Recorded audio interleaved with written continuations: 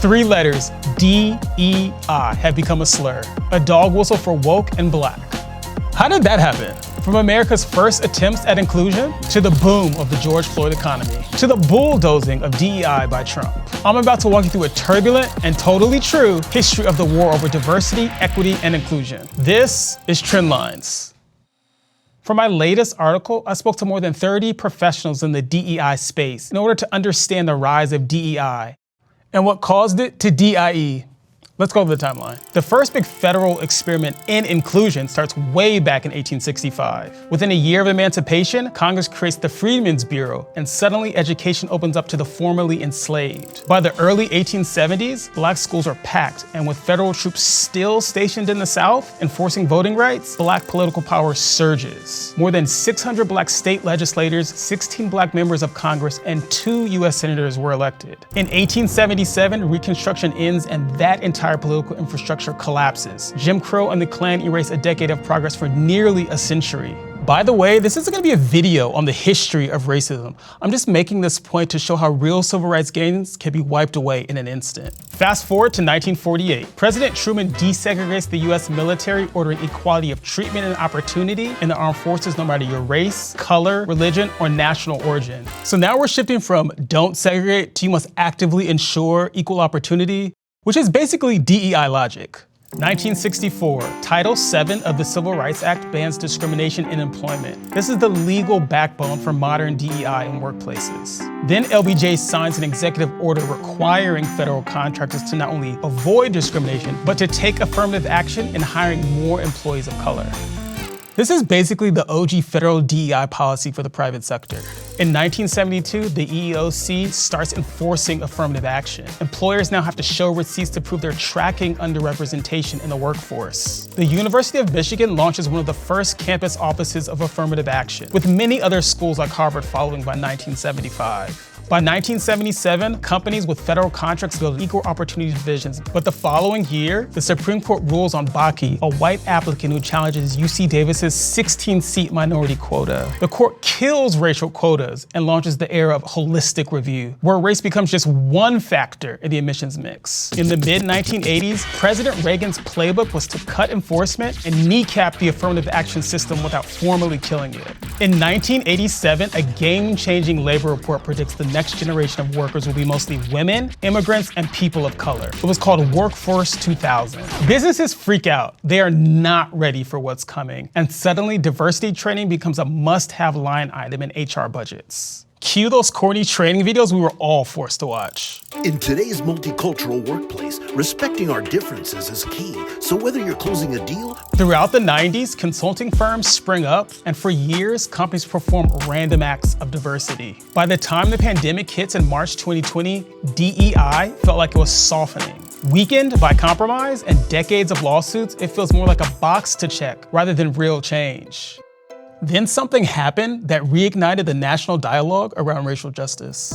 The killing of George Floyd on May 25th, 2020. Floyd's death forced the hand of corporate America, and as leaders across tech, entertainment, finance, and advertising pledged to rectify past wrongs, all of a sudden there was a premium on black talent. Tech company Twilio launches an anti-racism initiative inspired by the philosophy in the bestseller, How to Be an Anti-Racist, which dropped the previous summer. The book gave corporate America a new vocabulary for treating racism as a set of choices, not an identity. When I spoke to Vernee Myers, Netflix's VP of Inclusion Strategy at the time, she described DEI as the scaffolding that made it more possible for middle-class people of color to reverse the economic disadvantages they faced. The reality is that less than 1% of all venture capital is raised by black founders, and that percentage has actually been going down over the last several years. That year, DEI became a national talking point, and corporate activism went into overdrive. McKinsey consultants estimate corporate America had announced about $66 billion in commitments so far to DEI. On January 20th, 2021, newly elected President Biden revives federal DEI with an executive order, pushing every federal agency to advance racial equity, and opening a door for private sector companies to follow suit. As workplace culture changed, many black employees felt a sense of empowerment in their new roles. And with new roles came a sense of authority. For a while, everything seemed like it might work out. Throughout 2021, 83% of US organizations had implemented DEI initiatives. And as corporate pocketbooks opened up, it created a new industry of DEI practitioners with huge salaries. I mean, had the title Chief Diversity Officer ever been more in vogue? This is the peak of what many began referring to as the George Floyd economy. Still, many were suspecting that this wasn't a real fix for a broken system.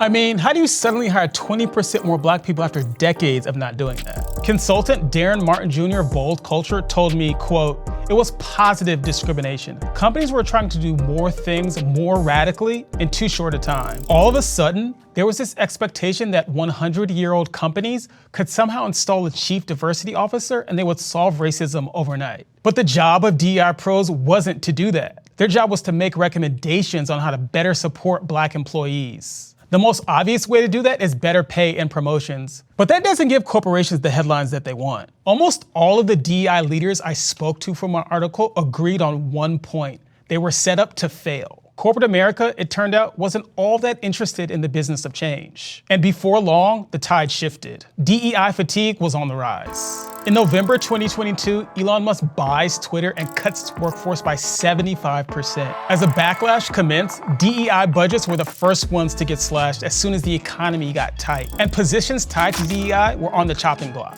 By the end of 2022, DEI was drifting from boom to bust. Retaliation was inevitable. In February 2023, McKinsey adds up all the racial equity commitments companies had made after George Floyd, and the total comes to a whopping $340 billion. But it wasn't money spent. A lot of it amounted to empty promises. The summer of 2023 is a watershed moment. On June 29th, the Supreme Court strikes down affirmative action in college admissions, insisting that race cannot be a factor at all, period. In July, 13 Republican state attorney generals notified 100 of the largest US companies that the ruling can also apply to private entities, including employers. The next month, Edward Bloom, the activist behind the Supreme Court case, sues the Fearless Fund, an Atlanta VC backing Black women entrepreneurs. A federal appeals court agreed, ruling the fund violated the Civil Rights Act of 1866 by offering grants only to Black women. It's crazy to see laws meant to protect Black people now being used against them. By the end of 2023, Meta, Tesla, DoorDash, and Lyft reduced the size of their DEI teams by 50% or more. It's open season on race-conscious initiatives. Throughout the election year, DEI jobs shrink another 8% as candidate Donald Trump promises to dismantle DEI, putting further chills on corporate hiring and expansion. Then, on a cold morning inside Washington, D.C.'s Capital One Arena, the battle lines of the future again come into sharp focus. It was only hours into a new American regime when President Trump signs an executive order to end, quote, radical and wasteful preferencing in federal agencies. His encore was an order targeting DEI in the private sector, installing hatchet men in the DOJ and FCC, and turning DEI into his latest woke boogeyman. Trump has taken a uniquely hostile stance on issues of diversity since returning to Washington. On March 15, 2025, the Arlington National Cemetery website removes pages about Black, Hispanic, and women veterans under the administration's anti-DEI purge. A few days later, Trump issues an executive order restoring truth and sanity to American history, targeting the Smithsonian Institution museums, including the National Museum of African American History and Culture, for promoting, quote, divisive narratives. Plus, with the help of DOGE, he's been enforcing federal job cuts, a sector where Black workers have been traditionally overrepresented, accounting for nearly 20% of the federal civilian workforce, compared to their 13% share of the US population. So, no surprise, in August 2025, Black unemployment spikes to 7.5%, its highest point since the 2021 pandemic. Let me be frank, the Black middle class is being erased. Black people have long had a target on their back throughout our country's history. No other race has been as exploited, as gruesomely enslaved, or as continually disenfranchised. And yet, maybe DEI should die.